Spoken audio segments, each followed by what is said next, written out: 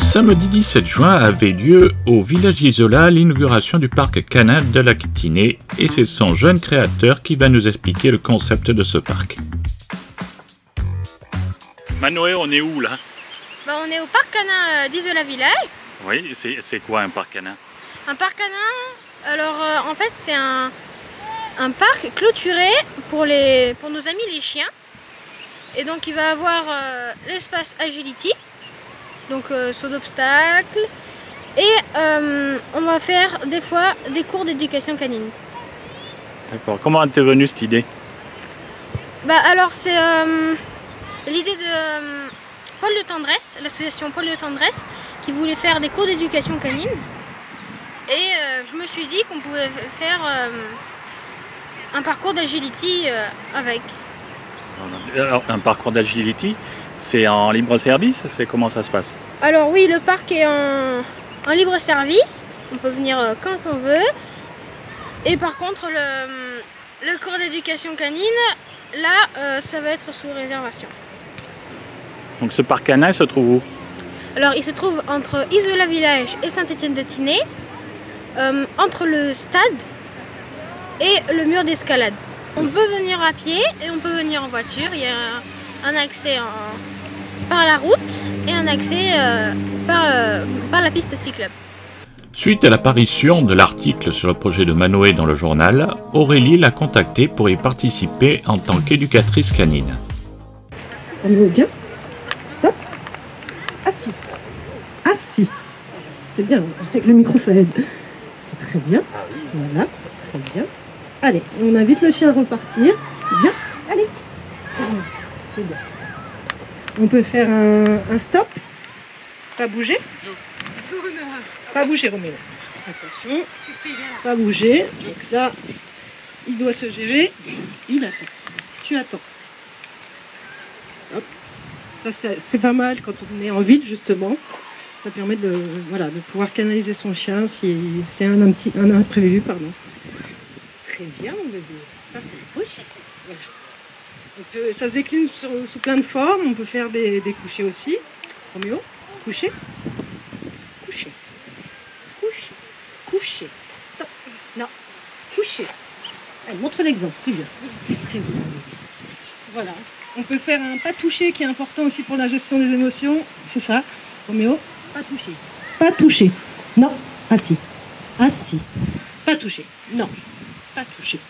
Alors ça c'est bien pour les chiens qui piquent à table justement. Voilà. Tiens regarde, ça c'est très bien et on le félicite. C'est très très bien. Bravo Roméo. Voilà. Aurélie, alors vous, votre rôle ça va être quoi ici? Ça va être de donner des cours d'éducation à raison d'une fois par mois. Voilà, éducation, on pourra étudier le comportement général du chien s'il y a on cherche à modifier des comportements indésirables.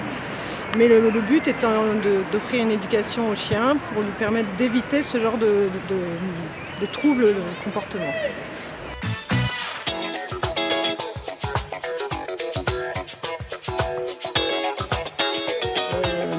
Il faut excuser Mylène qui n'a pas pu être là et qui m'a demandé de la représenter, de représenter la mairie. C'est un projet qui s'est fait très rapidement, c'est extraordinaire parce que souvent les projets en mairie prennent beaucoup de temps et là en deux cuillères à peau sous la houlette de Manoé, Sandrine et Freddy, ça s'est fait, c'est super. Je tenais à remercier donc Manoé, Sandrine et Freddy aussi, parce que Freddy on l'oublie souvent, mais lui aussi il est là, il accompagne et je sais qu'il est toujours là. Remercier les services techniques qui ont acheté les piquets, les grillages, les cultures. Remercier nos boulangers préférés. Remarque que c'est les seuls, donc c'est pas très... qui nous ont offert les pizzas, les saladières pour ces repas. Remercier aussi le comité des fêtes qui a fourni les boissons. Et le projet est simple, on est pour la plupart propriétaires d'animaux, de chiens. Et on n'a pas d'éducateur canin, on n'a pas de lieu sécurisé pour les lâcher quand c'est des chiens fugueurs. Et le projet du parc canin a tout son sens, même pour les touristes, puisque nous savons que le parc du Mercantour est interdit aux chiens. et souvent les randonneurs laissent leurs animaux dans les locations ou dans leur appartement. L'avantage du parc canin, c'est qu'après une randonnée, on peut récupérer son chien, venir le détendre au parc et avec le matériel d'Agility, travailler un peu sur l'éducatif. C'est intéressant, c'est très très intéressant. Ça permet aussi aux chiens qui n'ont pas l'habitude de croiser d'autres chiens de travailler sur la socialisation entre chiens.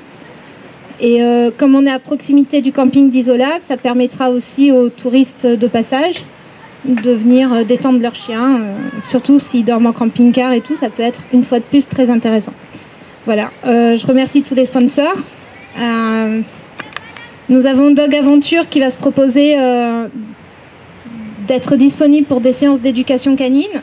À nous d'en faire bon usage et à nous d'investir ce parc canin. Voilà, merci beaucoup. Il y a aussi Hubert qui est là. Et Hubert, il a été maître chien chez les CRS. Et il nous a amené des photos de l'époque avec son chien Oscar. Et en fait, j'aimerais bien qu'il fasse un petit témoignage parce que on a mis aussi à l'honneur les métiers des chiens. Il y a une petite exposition là-bas qui est provisoire, mais qu'on espère sera un peu plus pérenne, imprimée mieux. Et en fait, ce sont les différents métiers des chiens. Et parmi, bien sûr, ces métiers, il y a les chiens d'avalanche, les chiens de décombre, les chiens policiers. Voilà. Donc peut-être on commence avec Hubert. Comme ça, ensuite, on est en mouvement sur les démonstrations. Donc voilà, j'ai pris un chien quand j'étais au service des pistes, puisque j'étais directeur du service des pistes d'Oran. Et là, donc, on avait besoin d'un chien pour pouvoir sortir les gens des avalanches, parce qu'aujourd'hui, il y a plein de possibilités avec les moyens d'aujourd'hui, ça n'a plus rien à voir. Bon, ben, comme j'étais responsable de piste, c'est vrai que là j'ai eu des avalanches et j'ai sorti deux gamins le 31 décembre 69, je crois. Et 3 heures après quand même, ils étaient dans l'avalanche, je les ai sortis vivants tous les deux. J'avais 4-5 ans après, j'avais encore les propriétaires, les parents des enfants qui venaient me voir et qui ils apportaient toujours un steak au chien. C'était marrant. Mais après, c'est vrai qu'il a fait beaucoup d'autres secours. Il en a fait même en gendarmerie avec Rosler et tout. Donc, ma foi, c'était une personne, mais vraiment une personne. Mais c'est vrai qu'il y a beaucoup de travail pour éduquer un chien. Parce que le chien, il faut savoir que si c'est un chien de travail, il faut l'éduquer au départ et il faut le prendre sur tout petit. Et tous les matins, je passais au moins 1h30 à 2 heures tous les matins pour le faire marcher au pied, assis, couché. Et arriver à le faire asseoir là, et je partais et je revenais. Et il n'avait toujours pas bougé. Donc ça, c'était le plus difficile, mais il fallait on arrive à faire ça pour qu'on nous garde au stage. Et donc j'étais arrivé.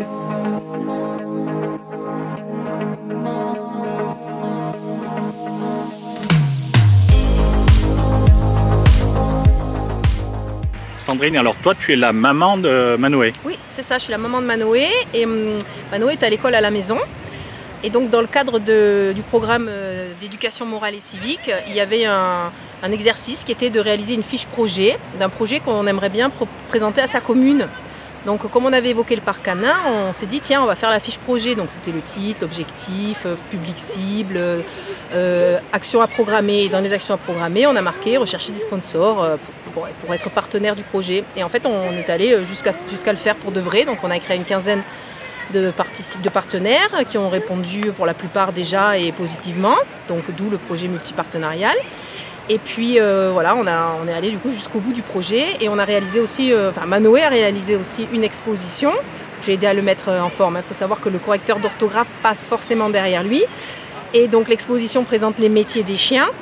Et par exemple, on peut s'arrêter sur celui de chien guide d'aveugle, puisque quand on était à Nice, on était une famille relais, c'est-à-dire qu'en fait, les chiens sont à l'école la semaine, à Aise, pour être formés chien guide, et le week-end, ils cherchent des familles pour pas qu'ils restent au chenil.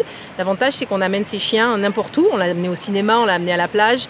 D'ailleurs, on a dû expliquer aux policiers municipaux de Cap-d'Aille que oui, on avait le droit d'amener les chiens à la plage, parce que pour eux, il fallait pas. Enfin voilà, donc on éduque aussi les gens. Et donc, on avait un chien qui s'appelait June, qu'on a eu pendant 1 an tous les week-ends. Et ce chien a été donné à Valérie, qui est une malvoyante qui habite à Marseille, avec qui on est en contact toujours, qu'on est allé visiter plusieurs fois, etc.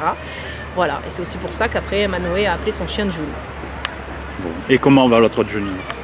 Cette June, alors cette June, elle va que ça fait déjà 6 ans et quelques qu'elle est sous chien guide pour Valérie. Elle va prendre sa retraite.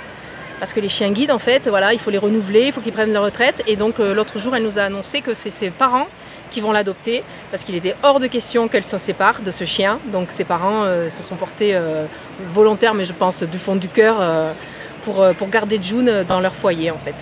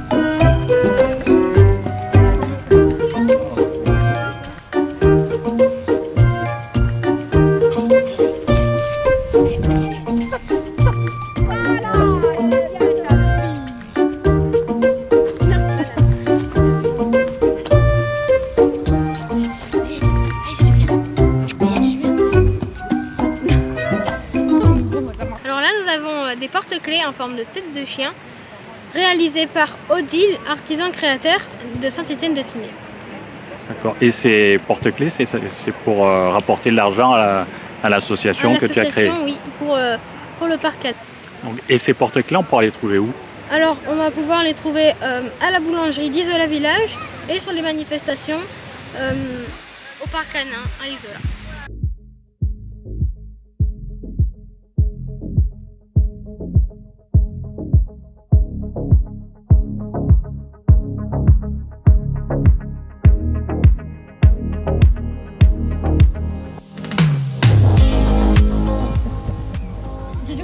Pas toucher, hein.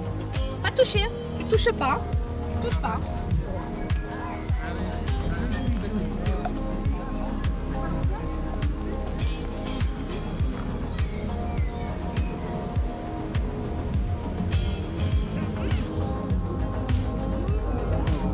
Tu peux y aller. Tiens, non. Ah, il l'a fait une fois celui-là. Saute, saute. Mais non, tu as sauté, tu as sauté. Je passe à la télé là.